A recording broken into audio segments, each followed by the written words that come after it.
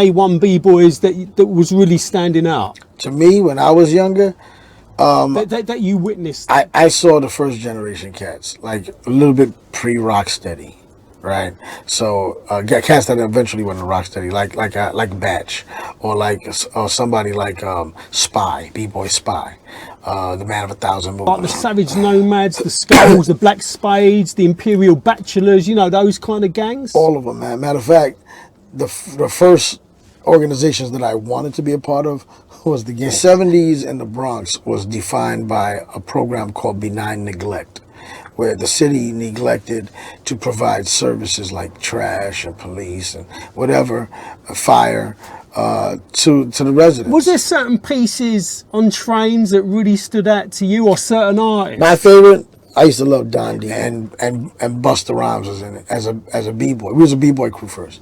Who, Busta Rhymes? Right. So was he a wicked B-boy? He was a dope. He was a pop. Oh, he's a popper. Boogie boy, right? Latin Rascals were phenomenal. Latin Rascals are beasts, beast of mixers. See, but the thing is, they were on a radio station that played disco. It was called KTU in New York, right? So Latin Rascals would do edits. You know, that's right, they're edits. It's like pause button tapes, like on steroids. Was a track by Grandmaster Flash, and it was called The Adventures of Grandmaster Flash on the Wheels of Steel. You see? You see? One for the trouble, two for the time. After Jimmy plays his sax solo, you have that wow, and then the theme ballad is ting ting ting ting ting ting ting ting. It's like Apache, like Ultra.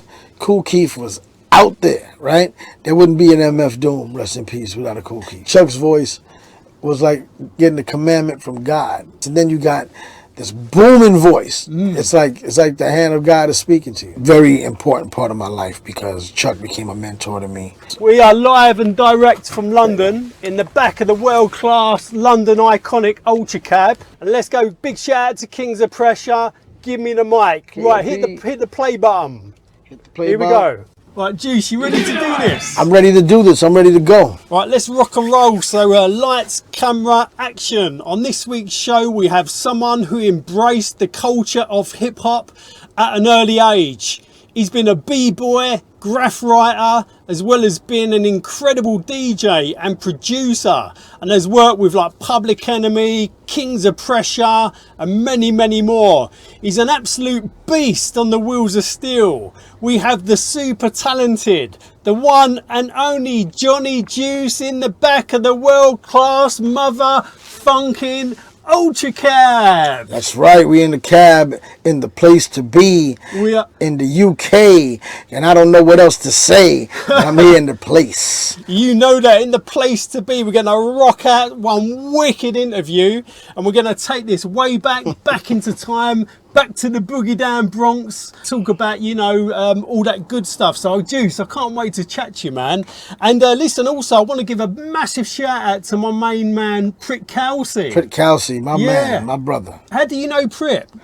I met Prit when he came out to one of our anniversaries for the Bronx Boys. I'm the vice president. TBB, yeah. Right. Big up TBB. Big up to Abby and Batch and that, yeah. And Bomb 5 and all the rest of the cats.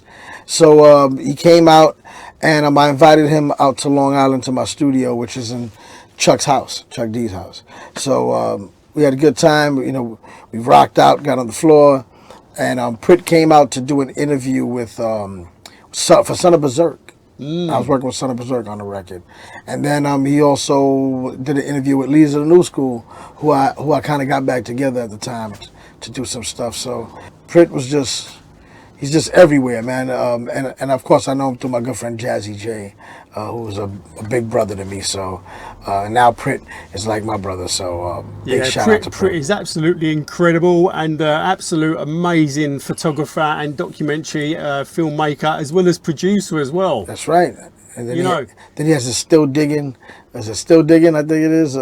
His little line of King of the Beats. King of the Beats, right? Digging. He does the digging documentaries. So. Yeah, he's absolutely incredible. Big shout out to Prit Kelsey for hooking me and you up as well in London town in the Big Smoke.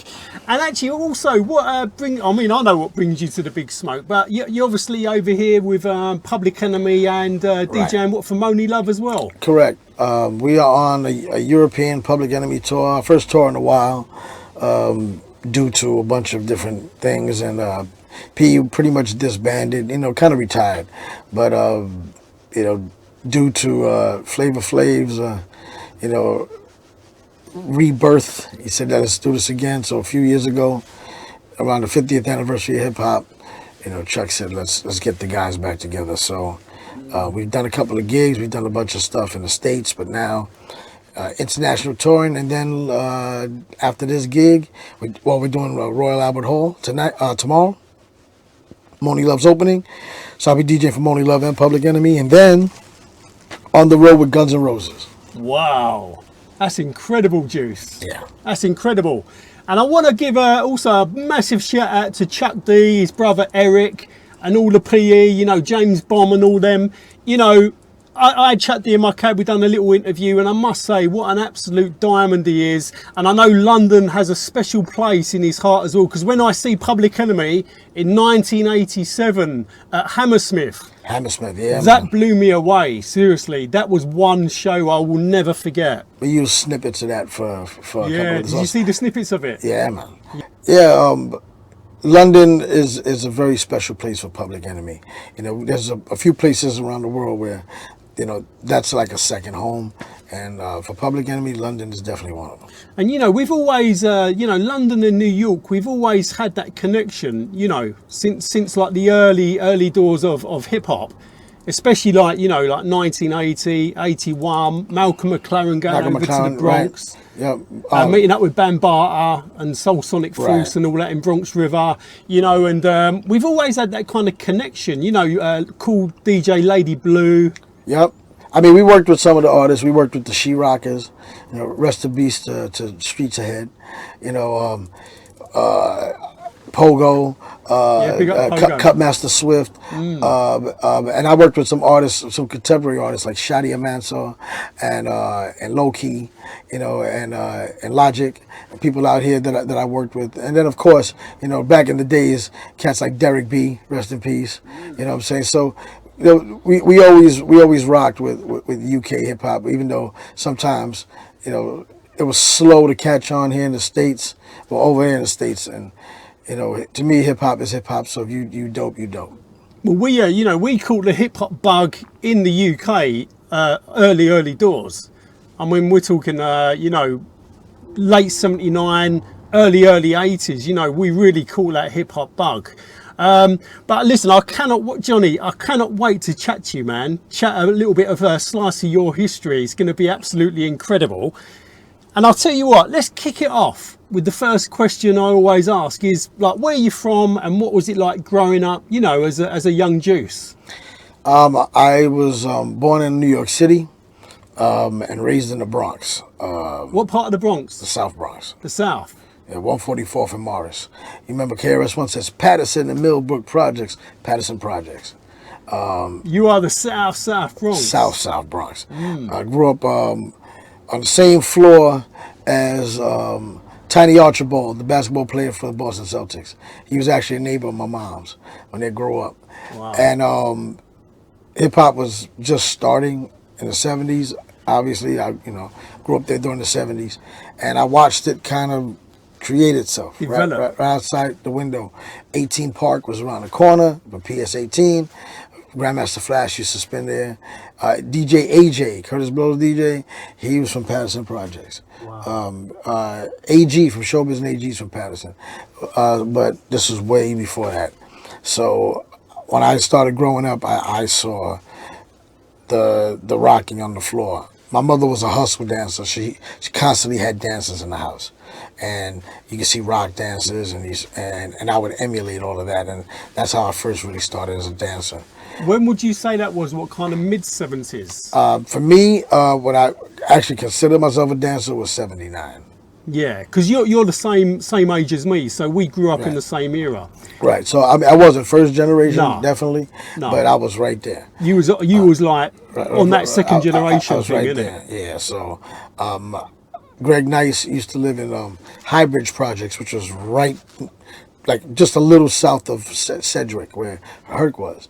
And my cousin Buddy, who was a graffiti writer, used to live there, and they used to write graffiti together way before Greg was a beatbox and a DJ and a rapper. So a lot of these cats I came up with. My neighbor, I moved like a few blocks away from Patterson Projects to Michelangelo houses. They weren't projects.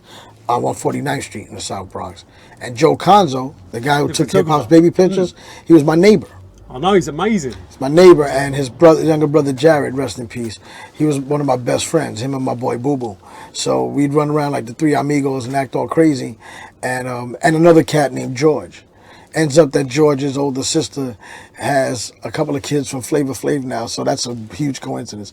But we all watched as the Cold Crush came through the Joey's house, and all these other like classic pioneer rappers would come through. Also, Joe's father, I think, managed Tito Puente, so he'd have salsa legends coming up in there. So there was a lot of royalty coming through, you know. So it kind of rubbed off. Those early DJs as well. Who would have been the early DJs that would be, you know, would have been inspiring you? I mean, there was so many, wasn't there? There was a lot. I mean, there was a lot of unsung heroes out there definitely. as well. Well, Charlie Chase, obviously, was Puerto Rican DJ. I'm Puerto Rican. And my cousin Benji, he was actually a DJ. And the first time I wanted to learn to DJ, he's my mother's cousin. He's older than me, and he had equipment. And I'm like, oh, I want all of that because it had lights and it was nice. But and Benji was probably my first inspiration. But my first really big inspiration was probably Grammix and DST. DST, yeah, he's incredible, phenomenal. And I said, I want to do that, you know. And then cats like Jazzy J, who would definitely, DST was a b-boy as well, wasn't he? I think DST was a b-boy. Jazzy J was a b-boy. Yeah, a lot of the first generation cats were b-boys. Pow Wow was a b-boy. Rest in peace. R.I.P. Pow Wow. Right. So a lot of DJs started out as a b-boy. As b-boys, yeah. In terms of like A1 b-boys, you know, the cream of the cream, who was you kind of, I mean, there's so many to name obviously, but who was some of the cream of the cream, the A1 b-boys that was really standing out? To me, when I was younger, that you witnessed. I saw the first generation cats, like a little bit pre-Rocksteady. Right, so cats that eventually went to Rocksteady, like Batch, or somebody like Spy, B-Boy Spy, the man of 1,000 moves. You know what I'm saying? Track, of course. There was cats like Jimmy D and Jimmy Lee who created Rocksteady. Yeah. You know, JoJo and those dudes. But when the second generation came around. Or second going to the third generation, but that generation where power moves started happening. You had cats like Tiny from Incredible Breakers, you know what I'm saying? You had Chino from Incredible Breakers. You had the cats from the Floor Masters who became the New York City Breakers, you know, like Action, Pex. Those dudes are nasty, you know what I'm saying? You had and then you had the classic Rocksteady cats. Ken Swift. Ken Swift is probably one of my biggest inspirations. You know, Ken's got so much flavor, really, and style. Ken is a flavor dude. He's a style dude. You know, and keep in mind, in the very early '80s, power started happening. Power moves, yeah. Power moves, and like my boy. Pexter. Pexter's a beast, isn't he? Pexter was a beast with the power. But then you had, you know, people not from the Bronx that came around, like the Dynamic Rockers, right? And the Dynamic Dolls. Right, exactly. They don't really get much of a mention, but Dynamic Dolls as well. Yeah, that's right. And they were phenomenal. You know what I'm saying? And those guys brought a lot of power too. You know what I'm saying? So, you know, you had Glide, like, you know, Kid Glide, phenomenal. You know, Kid Freeze, they invented the continuous headspins. You know, these dudes really came through and elevated this. You know what I mean? They was beginning to take it to the next level. Right. The next level of b-boying and breaking. Yeah, and that was all, and it's inspiring because when you're looking around and you're seeing so many people throw their hat into the ring and bring in so much new flavor and style and you know, their own personal touch to what they do, it made you want to find who you were, you know, and that's what I try to do. You know, just like everybody else, you see somebody do a move and then you copy it and you bite it, but then you try to flip it, make it your own and create your own twist. Right, and that's what really hip hop is all about. We all kind of doing something that's already been done, but then you got to try to flip it and make it yours. That's what always hip hop's been about. It's like, say, when you're making a record, getting that little sample and turning that sample into something which is going to sound incredible, right, and use that sample in a different way, absolutely, a different style to make it stand out. That's kind of what hip hop is, isn't it? Do you know what I mean? Hip hop is always about recycling, but making it look fresh. We did it with our clothes. We cut the sleeves off to make it look a little flyer, roll one leg up, something to distinguish you from the next person. And Juice, was there still like gangs going around when you was growing up? Did you have like the Savage Nomads, the Skulls, the Black Spades, the Imperial Bachelors, those kind of gangs? All of them, man. Matter of fact, the first organizations that I wanted to be a part of was the gangs. I was like, I want to be a ball buster. I want to be a savage, nomad or a savage skull. That's what I wanted to do. And then, of course, my uncles who were older than me were like, you don't want to do that. Because they used to mess with all that stuff. And they were like, nah, you don't want to do that. So the hip hop thing was perfect because a lot of those gangs started kind of fading out a little bit because of the gang task force in New York, and started not rocking colors as much. And then, of course, the '71 Bronx peace treaty by the Ghetto Brothers, Yellow Benji, that kind of thing, kind of moved us away from like the street family thing into more of a hip hop aesthetic. And also, obviously, the Zulu Nation. When Bambaataa set up the Universal or the Zulu Nation at the time, yeah, Mighty Zulu Nation. When was that? In 73. Well, he said 73, but I think it's a little bit probably later, closer to 75. Yeah, but when Zulu Nation come in, I think what that also done was brought in the kind of the elements together. Right. But that didn't happen like the actual idea of coalescing all the elements didn't really happen to like 80, 81, somewhere in there. So while the organization existed, the whole idea of that didn't really solidify until sometime in the early 80s. Yeah. But first time I see Afrika Bambaataa, I think it was like 1984 at the Lyceum. And, we was already on that Zulu Nation thing over here, even before that, Right. like early 80s. Right. Well, that's the thing. Bam took that worldwide. I think it was the Planet Rock tour, and then he had Rocksteady with him, and that thing really spread hip hop everywhere. Matter of fact, UK's first B girl, Queen Hanifa, she's a member of the Bronx Boys, Bronx Girls. She's a member of my crew, and she's UK's first. Is that B-girl. Hanifa? Yeah, Hanifa. Yeah, I know Hanifa. Yeah, big shout out to Hanifa. Yeah. So Wolverhampton B-Boys. Yeah. That's right. She actually won an award at the B-Boy Awards recently. She got inducted into their Hall of Fame, so big props to her. Yeah, big up to Hanifa. And I know I'll send her this, or you send her this link. In terms of going back to the music, back in the early days, Juice, rap music hadn't really taken off just yet. Like, we're not talking about late 70s, we're talking mid 70s. So the music that was being played then, what kind of music was it? A lot of like funk and disco? Yeah, anything with a break in it. It's weird because, now hip hop is centered around the vocalist, the rapper. But that's not what it was in the 70s. Right. It was the dancers. Keep in mind, if hip hop was created because we try to extend the break, who are you extending the break for? It wasn't for the rappers, it was for the breakers, right? Or the rockers at the time. So the reason why they extended the break is because when you looked on the floor and when the brakes went off, these guys went nuts. So it's like, wow, if I could extend this, these guys would go off longer. So that was the main focus of that mid 70s, early 70s thing was the dancers, not the DJs. It was extending that break. Right, it was extending the break for the dancers. And they were the stars of the show. And that's why Herc is, credited. He's credited because of that. The father of hip hop, because he was the first to extend the break. Exactly. And then Flash kind of perfected it. The kind of skills of scratching and all that. Right. He seamlessly looped it. Because Hurt, then, by all accounts, didn't seamlessly loop it. He just extended it by bringing the record back. But Flash seamlessly looped it, so that it was like, wow, it never stopped. And he was doing all the moves like spinning round and. Oh yeah, man! Flash was also. Flash is an absolute, absolute beast. Very big influence on me as well. Yeah, without a shadow of a doubt. And also, another element of hip hop is Graf.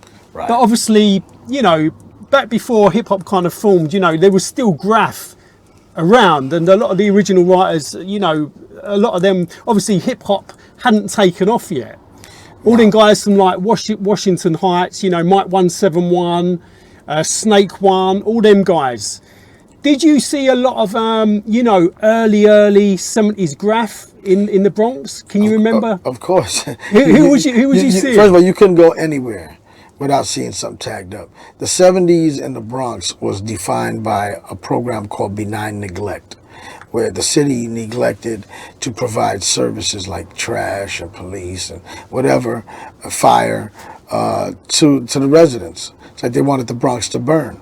So graffiti was like the first step in having a voice to let people know, yo, this is crazy. We need to do something. It was only parts of the Bronx, wasn't it? We got to get that straight. It wasn't all of the Bronx, was it? It was just part of it. Well, yeah. I mean, keep in mind the north of the Bronx. There's some really nice areas. There's Pelham Parkway areas like all grass and beautiful. But I mean, the South Bronx, that thing was torn apart. If it wasn't for like the Yankees winning the World Series in '77 and '78, probably wouldn't have got as much attention. They used to have this blimp called a dirigible. Right, the Goodyear blimp. It would float around while the Yankees played, and imagine that they're showing footage of this blimp, and they're looking at Yankee Stadium, and you see fires everywhere. It's like you're watching a nationally televised baseball game, the World Series, and what the heck's going on in the Bronx? It's burning up, and that's exactly what was going down. So that era, there was nothing that didn't have graffiti on it. That was a tough era, wasn't it, Juice? Oh, it was crazy. The Fort Apache Bronx era, landlords burning up their own buildings so they could get insurance money. The gangs were still active. So between all of those things, living in the Bronx was definitely, a contact sport.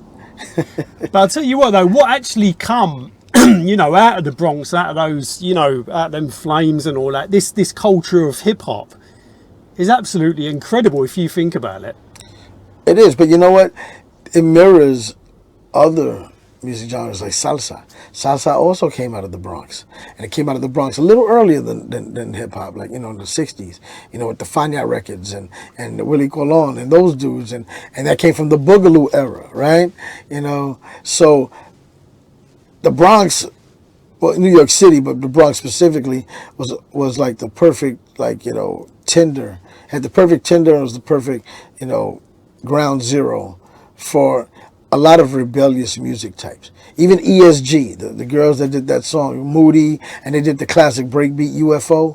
Those are Bronx female. They're four Bronx women. Such a tune as well. Right, exactly. So the Bronx. It was a breeding ground. Ghetto Brothers as well. Of course, the Ghetto Brothers. That tune they done as well. That's incredible. Right. But those guys were the actual Ghetto Brothers, the gang. Yeah, that's right. Right. But they was musically so talented. That's right. Yeah, the Ghetto Brothers. And that album, that's right. Yeah, what an album that is. That was a great album. Yeah, it's funny because Chuck just recently did a documentary about Yellow Benji and Black Benji, the Ghetto Brothers. He just did this whole ebook on it, and it was phenomenal, and we were all consulting, but the guys that did it, they lived with Yellow Benji and Black Benji's families for years to get the story. And those kind of stories need to be told because a lot of people don't really know them. And the thing is, it's important to get the facts straight, correct? That is correct. You got to come out with the with the true facts. Yeah, but these days, man, when everybody has a platform and the internet is just available for anybody that has a voice, yeah, it's a good idea to get the facts straight. But Juice, going back to the Graf, because I love talking about Graf as well. Right. The MTA you know, took an absolute battering. You know, everywhere you looked, I mean, you watch films like The Warriors and all that, and you're seeing all these graphed out trains and books like Subway Art with all these amazing Henry pieces. Chalfant, right? Yeah, big up to Henry Chalfant and Martha Cooper. But all these like incredible trains, you know, like pieces of like moving art. Was there certain pieces on trains that really stood out to you, or certain artists? My favorite, I used to love Dondi. Dondi, yeah. Dondi's work was clean. It was dope. Dondi is one of the masters, isn't it? One of the masters, man. Scene was always my Scene, favorite. yeah. PJ, Dusta, those cats. They always appealed to me. You know, Scheme as well. Scheme, yeah. T-Kid. Right, T-Kid. Brim. Oh, there's so many. Brim. I saw a battle between... Big up to my man Brim, Tax Crew. I saw a battle between Brim and Bio in a club. Wow. It was in this club called First Class, right off of Grand Concourse. And they both did the wall while they were playing music and cats were breaking, they were battling. It was crazy. It's an indoor graph battle at night. I don't even know how that was legal. But it was ridiculous. That was one of my favorite memories of that, especially that area, that era. So much talent. I've interviewed Brim in the cab as well, an absolute diamond. Big shout out to Brim, by the way. And the first time I met Brim, he come over here early doors in the UK. It was 1985. He come to London. That's about the time they did that battle. And did you have a little dabble as well, Juice, at Graf? Yeah, I used to write with my cousin. He used to write Cup, C-U-P, and Jazz, J-O-Z. And you know, there used to be a big Jazz right when you came off the Williamsburg Bridge going into Manhattan on Delancey Street. But that whole wall's been torn down. It's condos or something now. And did you do any trains or anything? I mean, I did throw-ups and stuff like that. You know, what was your tag? Oh, I used to tag my cousin's tag to get his name up. Right. Yeah, so I wanted to get him more fame, so I would always cup up with him, cup one. So I'd throw his name up so that he could get a little more love, and that was his thing. He loved Graf more than I did, and I would do characters. I was really good at drawing, so you know, I'd do his letters the way he liked them, and then I would do my characters. What was it about? What actually come first for you, or did it all come at once? I mean, was it Graf? Was it b-boying? Was it DJing? Was it b-boying? It's probably breaking first. Breaking. Kind of like about the same time as Graf, because you know I would always write in my book, you know, and then I was dancing as well. You know, my family's are dancers, you know, my mom especially. So kind of went hand in hand. Eventually, since you know, I was young, so it was hard to get out of the house and really go right. You know, it wasn't like my mom wouldn't notice me not being in the house at night. The dancing thing became something that was more prevalent for me. And I got really good at it. And then eventually, DJing came along. So tell me about the DJing. What was your first setup? What was you using, like 2 turntables? I had 1 turntable and a cassette deck. And it was my mother's set. She had a Techniques SL23, the belt drive joint, the one that Flash had in Wild Style. Yeah. And she had a cassette deck. I think it was like a Sanyo or something like that. And I would just play a tape, and I would kind of use the volume knob on her system with the Techniques. And my mother had a lot of records because she was a dancer. She had 45. She had all the joints that had breaks on them. It just was coincidence. It ain't coincidence. She danced to them. That's what dancers dance to, the breaks. So I started that way. Eventually, I asked my mother for a set, and she was like, well, I don't know. Then she said, there was an upcoming, I was a martial artist. There was an upcoming tournament. It was the Junior Olympics. She goes, if you win at the Junior Olympics, I'll buy you a set. So I won at the Junior Olympics. So she was forced to buy me a set. So she bought me a little Gemini mixer with an echo chamber in it. Yeah. And I stole her SL23, and then I picked up another turntable, like a Scott or something like that. It was really whack. I mean, it wasn't whack. Nah, it was whack.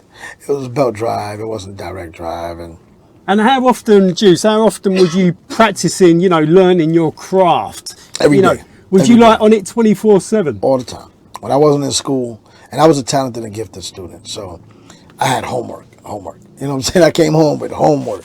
So I would rush home and do that homework as quickly as possible. So you could get on the decks? Right. Wow. And I did that. Any waking moment, I was either breaking and I was scratching. Or both. Yeah, and yeah, that worked simultaneously for years. Until my knees started saying no. And crate digging, you know, going out there to sniff out your crop and go and find breaks and, you know, the latest hip hop. You know, where was you sniffing out your crop? You know, what record shops was you going to? And was you in the Bronx at this time? I just moved to Long Island. I was in Long Island. Right, in the early 80s. And I met a dude named DJ Will. And DJ Will was dope. He could scratch, and he had an SL 1500 and an SL 1800 mismatched turntables. That was like a theme, and he had the same mixer that I actually. What, the Gemini? Yeah, the Gemini. Matter of fact, I bought it because he had it, so I wanted the same mixer. Well, I didn't buy it; my mother did, but that's the one I wanted. And Will was really good, and I would hang out with him, and wait till he got off the turntables or to smoke, so I could get on the turntables. So he was the one that kind of really got me started as a DJ physically, you know, taking me to spots, you know, this place in Queens, we used to go to Music Factory. I've heard of Music Factory, yeah, it's meant to be like one of the legendary spots. Right, a dude that worked there used to hold records for me sometimes so I could buy him. His name is Mr. Walt from the Beat Miners. So I would go there, and just before he was Mr. Walt, and pick up records. If I go to the Bronx, I go to 3rd Avenue. There was Crazy Eddie, you know what I'm saying? And there was a couple other small stores that I would go pick up records. But I would go with my mom. And my mom liked the records, the ones that had the breaks, because she's the dance to them. So I was lucky. My mother really supported it. And, you know, we go together, you know what I'm saying? And as a crate digger, you know, as a record digger, when you was going into the record shop, was you going on what the cover of the 12 or the album would look like and thinking, oh, that looks really good, Sometimes. let's give it a play? Sometimes. Keep in mind, my mother had a whole record collection with breaks. You know, she had, you know, everything from the Crown Heights Affair to the Mexican by Babe Ruth. She had those in her crates because she would dance to them. So it's not unfamiliar. I'd be sitting in the house and her and her friends would be dancing around. I'm like, oh, that's nice. You know what I'm saying? And so of course, when my mom was looking, I'd raid my mother's crates. I still got some of my mom's records, but, you know, I amassed a lot of records. But like Will, like I said, Will was one of the first dudes. And then my second mentor was DJ Hig. Hig was older than Will, and Will was older than me too. And Hig was doing all the nightclubs on Long Island. So he had an ability to read a crowd, and he had the ability to play so many different types of music. And I learned that from him, and I started scratching on his little mixtapes. And then eventually me and his younger brother became a crew. His younger brother is the rapper that would become Charlie Brown. And what was the crew? We were called the Bum Rush Crew. It started out as a rap crew from my breakdance crew. It had a bunch of Puerto Ricans in it, and Busta Rhymes was in it as a b-boy. We was a b-boy crew first. Busta Rhymes. Right. So was he a wicked b-boy? He was a dope. He was a pop. Oh, he's a popper. Boogie boy, right? Pop locker. I mean, he could do on the floor, but he was more of a boogie popper. boy, right? So I called him Kid Craze because he wouldn't stop. So it's, yo, I'm like, yo, calm down. So he was that dude, and my boy Miguel, my boy Gil, my boy Alex, Andrew. We had Mike Quinones, Louis Quinones, Henry. We had basically a whole bunch of Latinos and Busta. Wow. Yeah, and eventually everybody wanted to get to the rap game, and my boy Albie and me were the DJs. Miguel was a rapper and Gil was a rapper. And then eventually, they stopped being interested in it. They were just getting chicks or whatever it is. And then the ones that stuck around was like me and then Busta and Brown eventually. And then it's just me and Brown, you know, and then me, Brown, and Busta. And that's kind of the lineup. And we had a couple other people like my boy Ian, Ski Spectacular, my boy Jose. People came in and out, but the ones that were serious, and that's why you know who they are. Was you having a little dabble at the MCing as well? Oh yeah, back in those days it was everything. I rhymed too. Beatbox? Did you ever get beatboxing? You know, I never really did the beatbox. Busta did the beatbox. He was dope. Oh, Busta was wicked beatboxer. Yeah, so he did the beatbox, but not me. I mean, I tried it. I mean, I could do it a little something, but that wasn't my thing. Juice, there was some incredible beatboxers thinking about it. You know, your Dougie Fresh, your Skinny Boys. Oh, Jockbox, yeah. Fat Boys. Fat Boys, Buff, rest in peace. And then there was Rosado, obviously, and there was Eminon. There was a guy named Eminon. And Kenny Muhammad.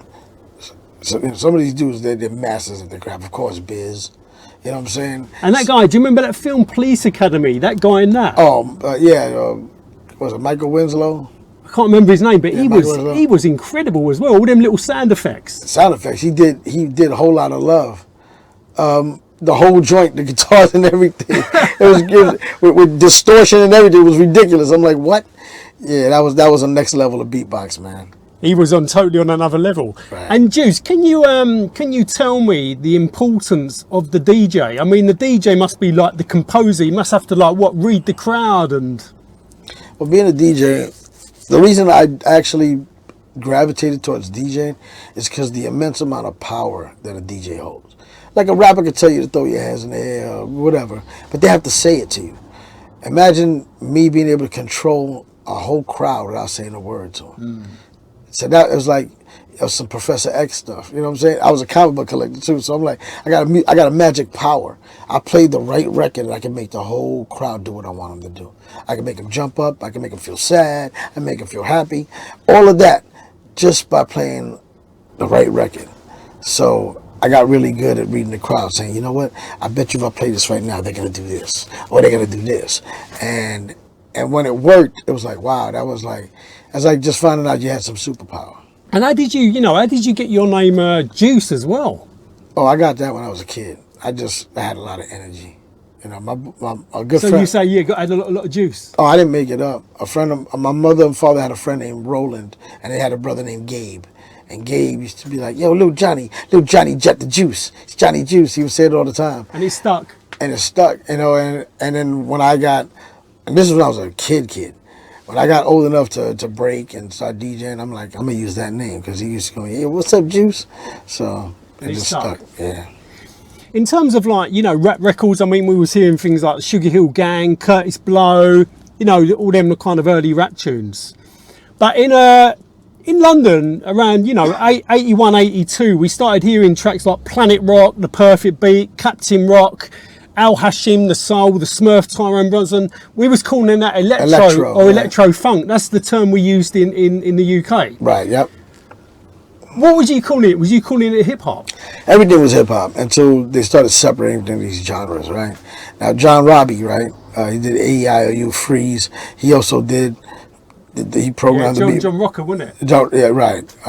Is Arthur Baker on the production? Arthur Baker on the production. He did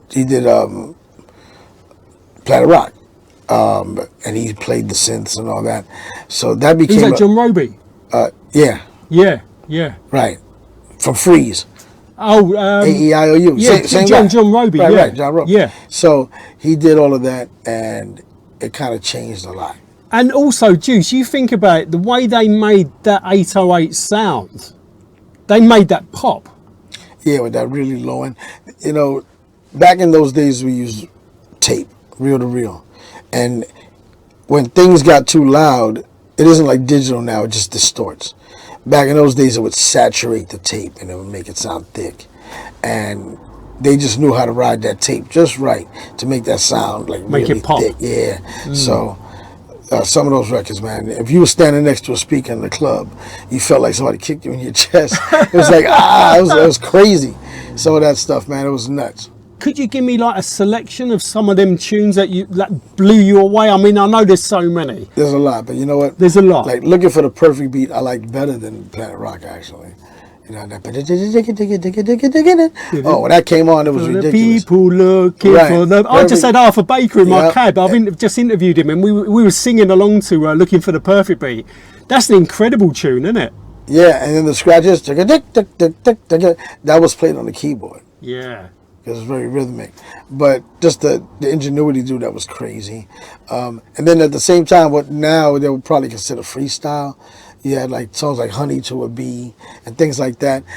Those had the electro backbeat you know, with just somebody singing to it. But, and I remember DJing in those days. I didn't selectively like put them in those kind of piles. You know what I'm saying? Because I could play something like you know, Tina B, and then go into something like the Soul Sonic Force, and then go into something like Planet Patrol. Nobody cared. You know what I'm saying? It wasn't like, oh, why are you playing that electro? I mean, Twilight 22. Oh, Electric Kingdom. Yeah, Siberian Nights. Yeah, Siberian Nights, exactly. You know, yeah. Those joints, they defined a whole part of the culture. You know what I'm saying? So, like even the West Coast, you know, they had that whole different vibe from New York. You know what I mean?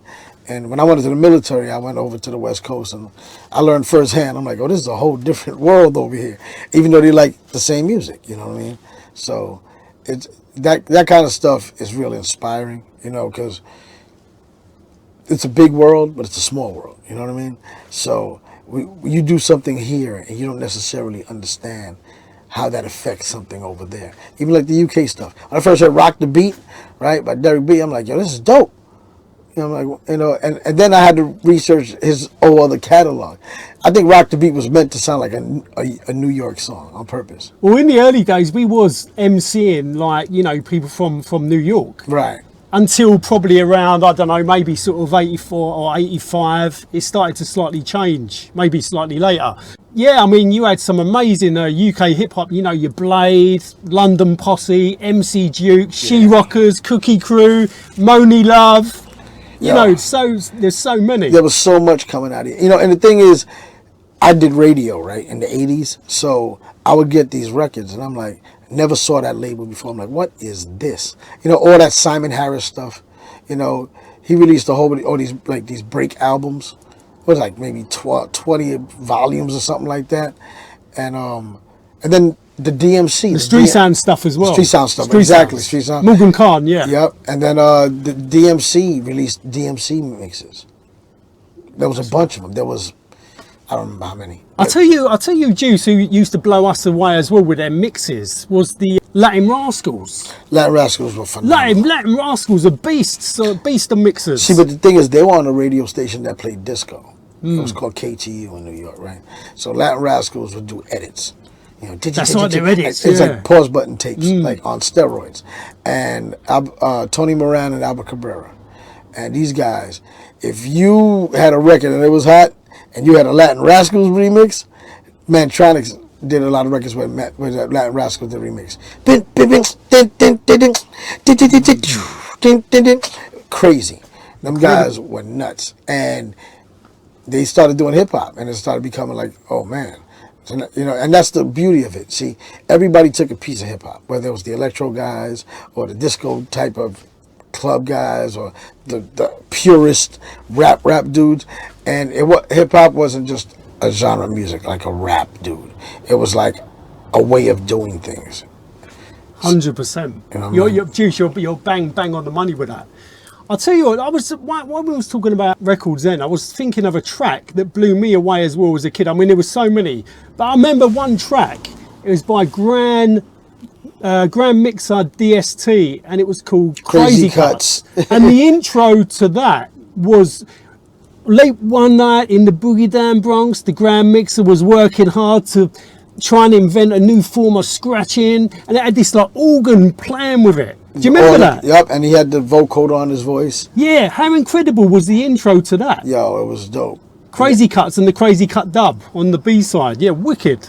DXT was, first of all, DXT's a musician. He's a drummer, and so his way of approaching the scratches is totally different. You know what I mean? He's very percussive in how he did things, so very deliberate, right? And he worked with Herbie Hancock. I mean, come on, you know. Rocket, yeah. But Rocket. But the Rocket remix. Oh my God, the Mega Mix with the green cover. And I used to play that. I used to want to do that so bad that I would put it on 45, so it'd be fast, and I'd try to mimic the scratches fast. So if I could scratch, you know, at double the speed and do the same cuts, I was like, okay, I'm getting somewhere. I would do that all the time. But the stuff those kind of records, they're ridiculous. But you don't see them today because people aren't interested in that. To them, hip hop means a rapper. And hip hop is so much more than a rapper. Oh, without a shadow of a doubt, it is a culture. Another record as well, thinking about it off the top of my head, was a track by Grandmaster Flash, and it was called The Adventures of Grandmaster Flash on the Wheels of Steel. You see? You see? You see, one for the trouble, two for the time. Come on, girl, let's rock that. Fat Freddy, and everybody's that was also. I mean, that was one of the other game-changing tunes, wasn't it? In terms of like on the DJing tip. Yeah, well, you know, you have to find a way to fill up the soundscape, but you're not doing any vocals, so you have to be extremely creative, or else it just sounds like you're playing somebody else's record. And what Flash did with Adventures of Grandmaster Flash on Wheels of Steel is just unprecedented. It was like a movie, wasn't it? It was crazy. It was like he was telling a story without saying a word. Again, the power of being able to control, you know, people, or control how they feel, or control what you think they're going to do, all by just playing the right record. Let's talk about. That's what I was going to say. Sorry, because I'm doing this, trying to do this off the top of my head, Juice. That's all right. I'm doing it off the top of my head too. This is quite an important one actually. That hip hop introduced us to a lot of different styles of music through the producers, because a little bit later on, you know, in the early 80s, people like Marley Marl and all these, you know, incredible producers, they started sampling the break, but it wasn't just like a funk break. It could also be like a movie soundtrack, a horror sample, a kung fu movie like sample. So what hip hop was doing was bringing us, you know, all this different style of music to our knowledge. But the thing is, these DJs that were playing these breaks, a lot of the breaks were Latin type breakdowns, right? Yeah, like even the Just Begun. As soon as that comes on, Jimmy Coaster, yeah. After Jimmy plays his sax solo, you have that wow, and then the theme ballad is ting ting ting ting ting ting ting ting. It's like Apache, bongo rock, you know, the congas, that type of break. Give it up and turn it loose. Clap your hands.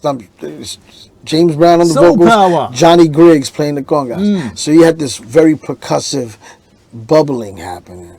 And at that point, there was a lot of different genres of music using that. Jazz had it, funk had it, obviously the rock songs had it. So it became a thing where it was like it's not the type of music, it's the jam. You know what I'm saying?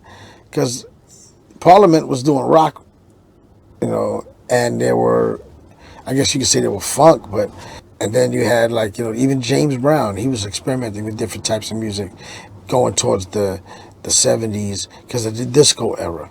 And some of the songs like the JB's Monorail Express wouldn't have occurred until, you know, unless songs like BT Express came out. Like that was James Brown's answer to BT Express. So even James Brown was flipping the script saying, yo, I got to get out of my old stuff. I got to beat these new disco stuffs at their thing. So yeah, the different styles of music, I mean, that was bound to happen. It started in the Bronx, where there was different types of people, different cultures. You know, you got 17 different apartments on one floor. Well, maybe not 17, but you got maybe 12. You're going to have, you know, a mixture of El Salvadorian dude, black family, Puerto Ricans, Italian over here. You know what I'm saying? And when you walk out of your house or your apartment, you're going to hear all their music. You're going to smell their cooking, all of that, because we're in close proximity. So what hip-hop emulated where it came from. Come from its grassroots. Right. So to think that it would only be homogenized into one thing, it doesn't make any sense, right? I mean, how do we learn to eat Chinese food? I'm not Chinese, right? But you know, once in a while, I gotta go to a Chinese spot. It becomes part of your culture. You see what I'm saying? And that's what hip hop is. You know, it's like let's listen to everything and see what and embrace everybody's cultures. Right. It doesn't matter what religion or where you're from. You embrace each other. Absolutely. So hip hop is, to me, an inclusive thing that is stronger by its diversity than anything else. And music is the universal language, without a shadow of a doubt. Oh yeah, man. I mean, we play the crowds. I know they don't know what we're saying in English, but they don't. They know the words. They don't may not know what they mean. They can sing every word, man. It's incredible when you think about it. I look out there, I see these crowds, vast people. I'm like, yeah, they don't know a word of what we're saying, but they know this song and they know how it makes them feel, and that's powerful, man. It is powerful. It is very music. It is very powerful.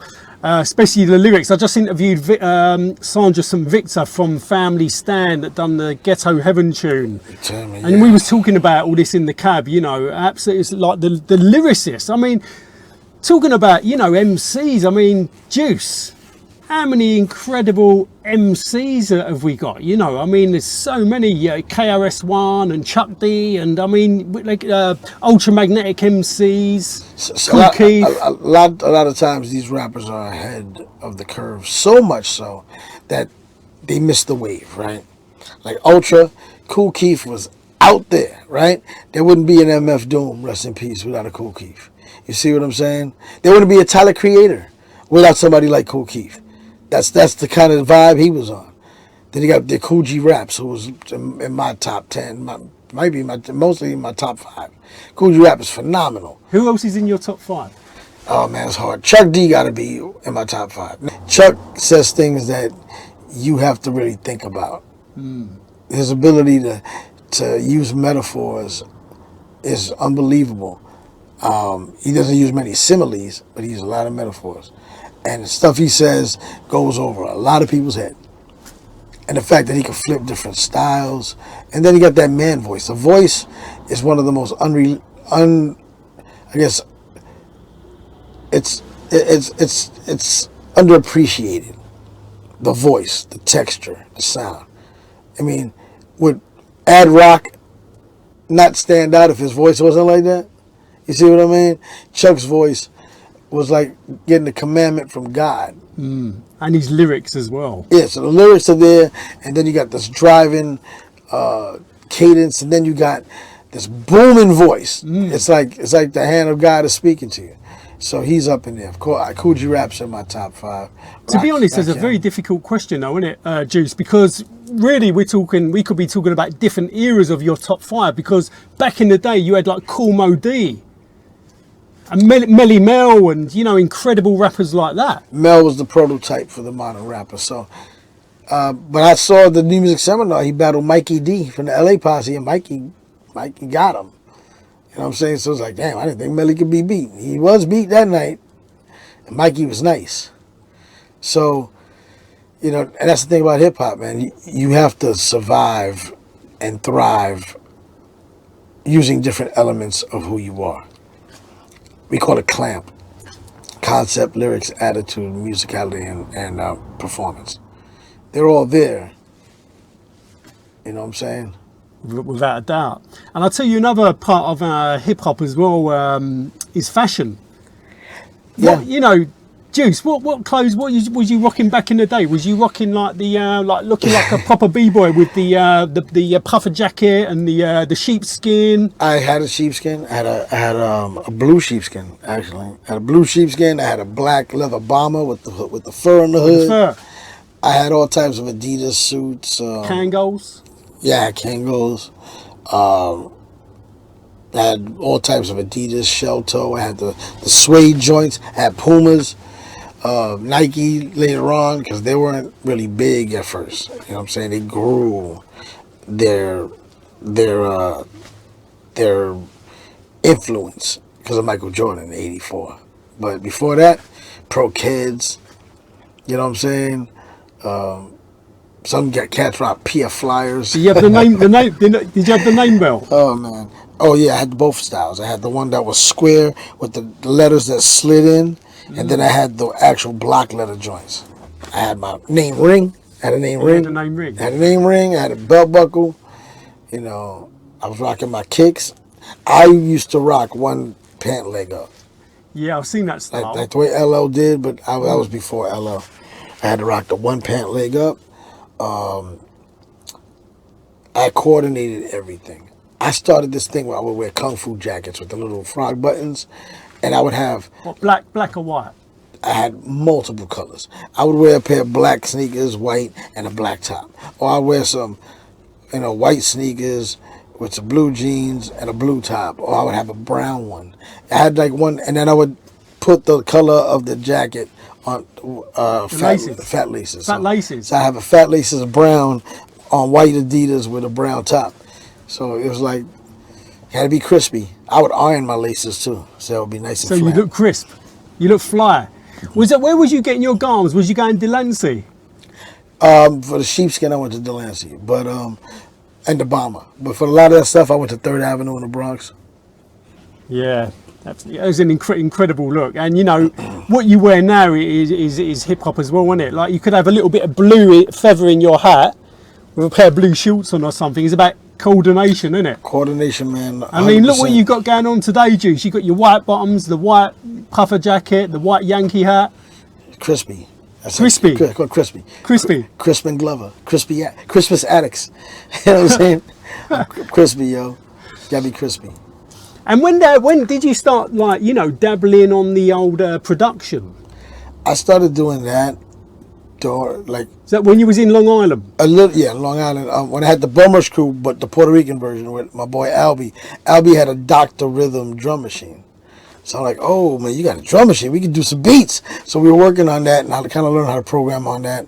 Then in '86, when I went up to 510 in Long Island to try out for that DJ battle for Chucky D, they had a Core DDD1 drum machine and a Sonic Mirage keyboard.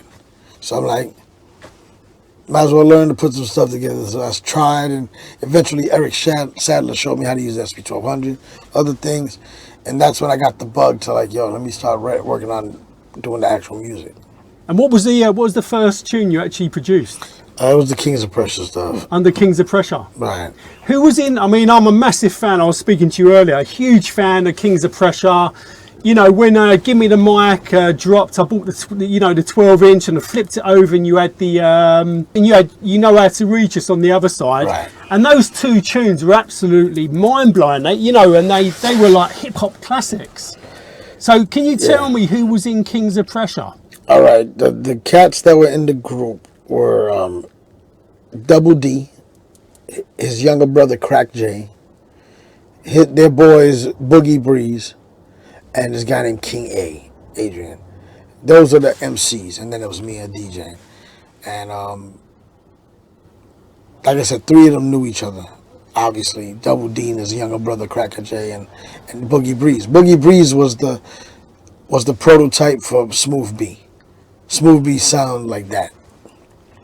Double D was one of the most incredible freestylers I ever met in my life. You had to see it to believe it. And was they from Long Island? Yep, they were Breeze, Cracker, and Double D were from Hempstead, Long Island. And King A was from Freeport, the same town Flavor Flav's from. I think they come out, was that in 1987 that come out, I think? Yeah, 87. 87? We did the single, then we did Armed and Dangerous for Red Alert Goes Berserk album. I'm trying to think. Yeah, 87. Well, anyone watching this, we're going to rock Give Me the Mic and drive around London with Juice in the back. And we're going to go rock this cab with Give Me the Mic. But also, your connection obviously with Public Enemy, when did that kind of start? Was that through Bomb Squad? Yeah, I mean, the way the Kings of Pressure started, there was a contest that there were Spectrum City was the group that we know as Public Enemy. They were called Spectrum City, right? And they did radio. They did radio, and they were a mobile DJ unit, right? So Spectrum was having a contest. Eric Sadler had a rehearsal studio downstairs from where they had their Spectrum had their thing. So Eric called his good friend Hig. Again, I know Hig, right? I was his DJ partner, and told him, "Yo, your little brother and this boy, tell him that there's a contest up here, and they might be able to win a record contract." So that's what happened. So Charlie Brown, who was called KBMC at the time, calls my house and says, "Yo, we got to go to this contest. We can get a record deal." Well, eventually we went. Busta didn't come with us because he was visiting family. And I won the DJ contest. The winners of that contest became the Kings of Pressure. So Chuck had a wall of logos he drew because he's a graphic designer. He's a wicked great. Oh, when I spoke to Chuck in my cab, he's telling me he loves his art. He's wicked at art. Yeah, he has a degree in graphic design from Adelphi. So we won the contest. We became the Kings of Pressure. And I kept on bringing my boys up, Busta and Brown. And Chuck was like, yo, they can't come in here because they didn't win. But eventually he heard them and was like, they got to be down. And then they became leaders of the new school by winning a contest. Who could write the best song, F the old school. So whoever wrote the best song could win that. The winners were the guys you know as leaders of the new school, and the losers were the guys you know as young black teenagers. So when we did that, we went into the studio to record You Know How to Reach Us, Give Me the Mic. And while we were in the studio, INS Studios, which is not there anymore, Duke Booty, the guy that wrote the message, was in another room. What a legend. Working probably, I think, with word of mouth. And in between me doing scratch takes, I was learning from Eric Sadler how to program the drum machines. And on the way home one day, because Chuck would always give me a ride home, I had a car. He goes, yo, we're working on an album. You want to work on this? And I'm like, of course, I'm in high school. I'd love to do anything. He pops in a cassette, and the song that came on was the song that would become my Uzi Weighs a Ton. So I'm like, yeah, I can work with this. So went home, packed up a crate of records, and that weekend we went back to the studio, and I did the cuts on Yo Bro Rush the Show. So what an album. Yeah, it was like, when I heard it, I was like, wow. Because I used to hear these guys on the radio all the time, right? So now I was like, wow, they're making records now. Go figure, right? So laid down the cuts, and then the same thing happened with Nation of Millions. So we had some good stuff, and I started with them before there was Public Enemy. So as Chuck would like to say, he was there before day one. So very important part of my life, because Chuck became a mentor to me, and the fact that he saw my talent enough to say, yo, he needs to be here. And then eventually that unit I was working with became the Bomb Squad, but it wasn't. So if you look on a real copy of Nations or Bum Rush the Show, it doesn't say Bomb Squad anyway. Later on they named them the Bomb Squad, but it was cool. I was working with Keith, Eric, Hank, and then Chuck. Chuck was Carl Ryder, and that's his producer name.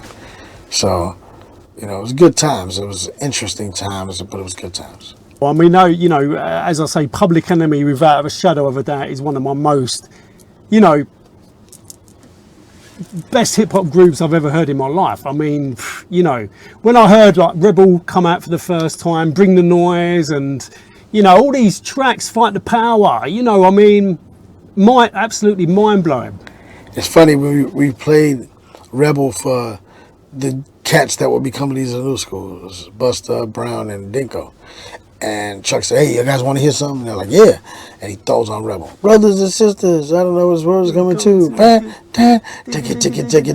When that hit comes in, man, Busta started doing the Bismarcky. They were wilding out. They were bugging out. And Chuck said, as soon as he saw it, he goes, yeah, Juice, hit record. I'm like, yo, they went absolutely nuts. It was funny to watch, but it was dope. Did you, Juice, did you love it in the studio? I did. You know why? Because a lot of times, Chuck was on the road, Terminator and Graf, and we just worked on the songs, turned them out. Where was you recording? We started doing the preliminary work at 510 South Franklin Street in Long Island, which is where the demo studio was, and then eventually Chungking. And then some of the stuff was mixed at SSL at Green Street. Yeah, it must have been amazing in the studio. I did also the Kings of Pressure. Do you know how they got their name as well? Chuck and Hank said they got it by looking at a town in Pennsylvania called King of Prussia, and they just said Prussia. What a name! What an absolute name! I can't wait to play. Give Me the Mic live and direct in the back of the cab. It'll be absolutely popping. What are you working on nowadays as well, Juice? You working on bits and pieces? You're still like heavily involved with the DJing side. I'm still rocking with Public Enemy. I I also DJ occasionally for DMC, for Run DMC. I just did a few songs for him. We remade You May Be Right by Billy Joel that DMC did with him. We did a song. We did a bunch of songs, actually. I just did a song with him and Tom Morello and his son. I'm working on another Son of Berserk album, actually, that we started maybe 10 years ago. We just never finished. I'm working with Mandrill. Wow. I'm doing my own solo album, which is no genre. It's just, I should call it genre side. You know what I'm saying? 'Cause I just kill all the idea that this is separate, right? But and then I do like movie scores and film scores. Movie scores? Yeah. Have you got a few favourite movie scores from, you know? That I did or that in general? Yeah, in general, yeah. There must be so many. Oh, there is. I'm a big John Williams fan. Yeah, me too. It's just they're so large in scope. You know what I mean? You got all them like Frizzy, Goblin, Ennio Morricone. Right. I like Danny Elfman stuff. It's real weird and quirky. The Oingo Boingo stuff. Jeff Rona did some good stuff. So I got, and of course, can't forget one of my favorites, that Enter the Dragon score. Lalo Schifrin, right. Lalo Schifrin. Right, Schifrin. Lalo, yeah. Lalo was incredible, wasn't he? Yeah. And Dennis Coffey as well. Yeah, Dennis Coffey. I mean, Lalo gave me his book. I met him.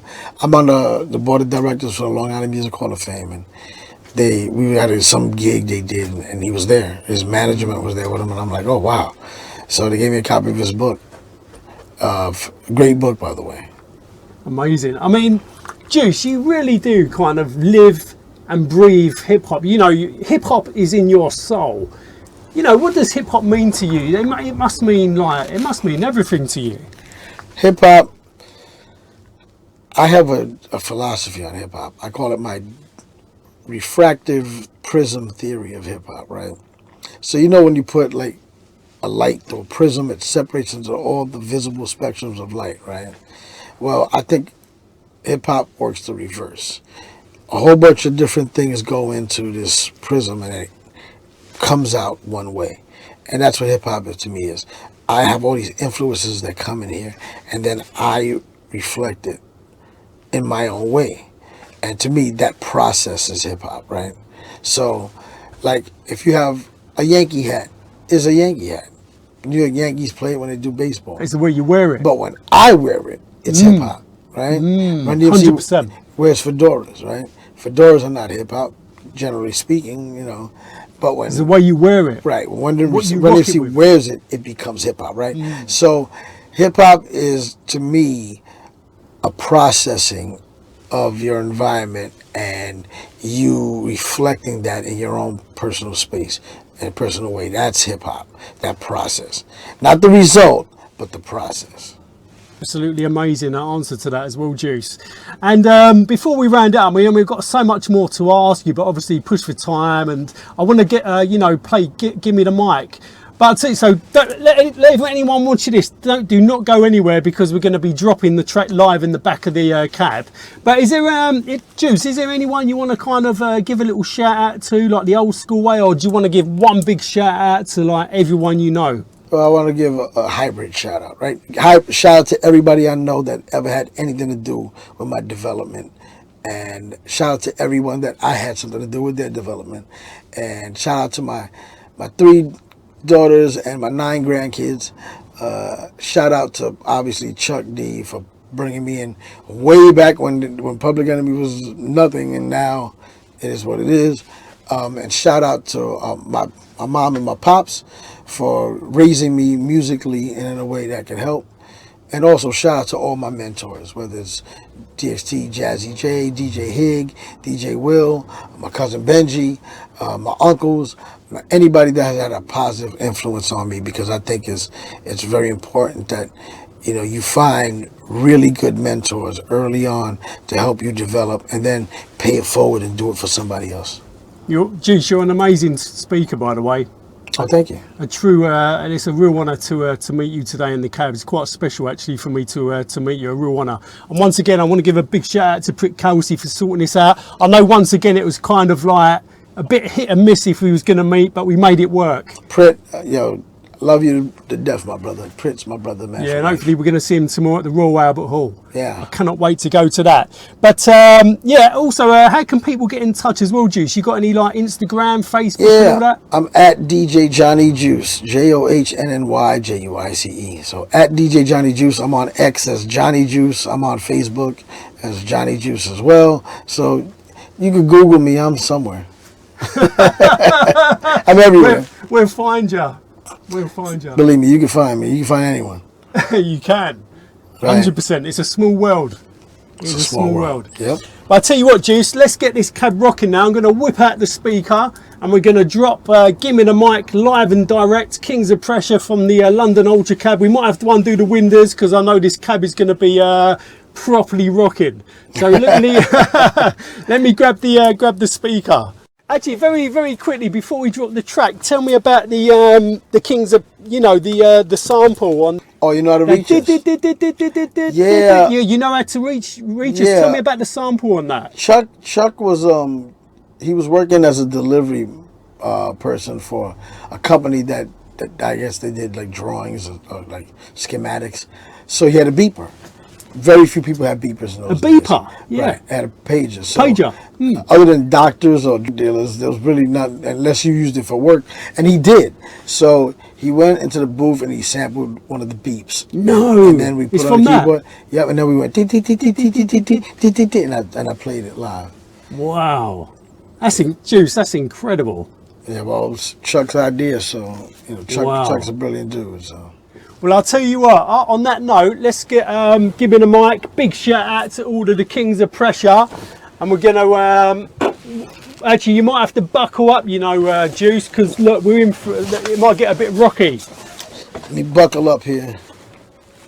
Don't want to get pulled over by the... Well, it's not that, it's just that the cab's going to get, like, literally, you're going to get smoked out. Uh-oh, that's right. We're going to blast this. We are live and direct from London in the back of the world-class London iconic Ultra Cab. Windows down because we're going to blast this thing. And let's go. Big shout out to Kings of Pressure. Give me the mic. KP. Right, hit the play button. Hit the play Here button. we go. Give me the mic.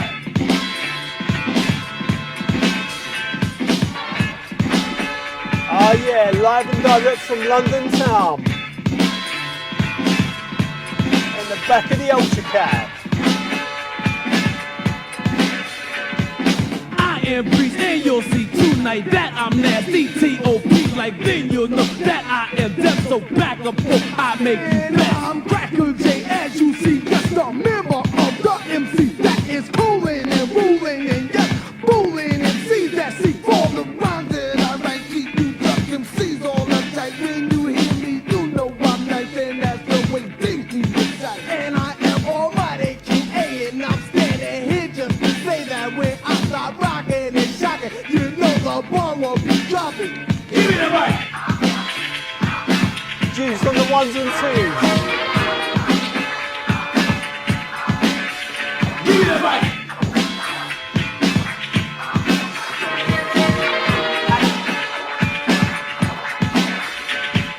We are tough and you can't touch us. Then we'll rock and then you'll love us. We're on top and you're down lesser. Cause I'm down with Kings of Pressure. Ticking and baking while you are shaking. Your boots are making you healing, chilling. Then you are seeking for me, big G. That's the way it should be. Shouldn't be that way be at all. Some people will have to be dead before they realize it at all. And you know that we are the kings and we back. That sounds like we sing and we just are rocking and shocking. You know we all that we are illin' and chillin' while we are killing. We're killing and do you rocking and shocking while you are flocking. We're hippin' and hopping. We are hard and we are rocking. When we're round, we know you're clocking. All new things, we are above it. Play out jamming, you will love it.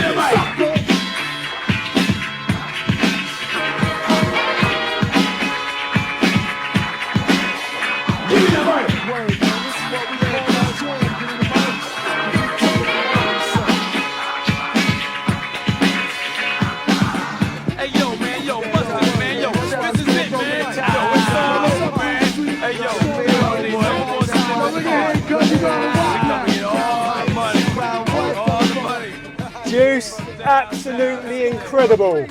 And I listen, I hope you enjoyed this little kind of cab chat as well. Hell yeah.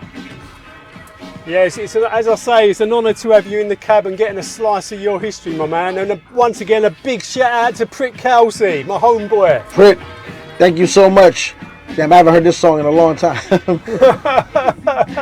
been a long time. Just so you know, I remade You Know How to Reach Us and our song Armed and Dangerous. It's, You Know How to Reach Us is on my SoundCloud. Oh, is it really? Yeah, my DJ Johnny Juice SoundCloud. And I'm going to be remaking Give Me the Mic as well. So. Wow. So if people go onto SoundCloud, put in Johnny Juice. Yep, and you'll be able to find You Know How to Reach Us, and pretty soon you'll hear the other two. Wow, incredible.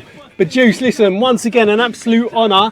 Also, anyone watching this little cab chat, please follow us on Instagram, All City Taxi Talk Show. I've interviewed the Ultramagnetic MCs. My brother's Ultra, yeah. Man. Yeah, big up to the Ultramagnetics, Sed G, TR Love, Cool Keith and all the crew. And yeah, I've just interviewed Arthur Baker and so many more. Oh, man. Don't worry. So yeah, make sure you check my channel out. But listen, Juice, absolute honour, my man. I had a great time. And the song's about to end. Yes, we've done it. Well done. Peace. Juice, absolutely incredible. Yeah, man. Thank you for having me, man. I really appreciate that. Absolutely incredible.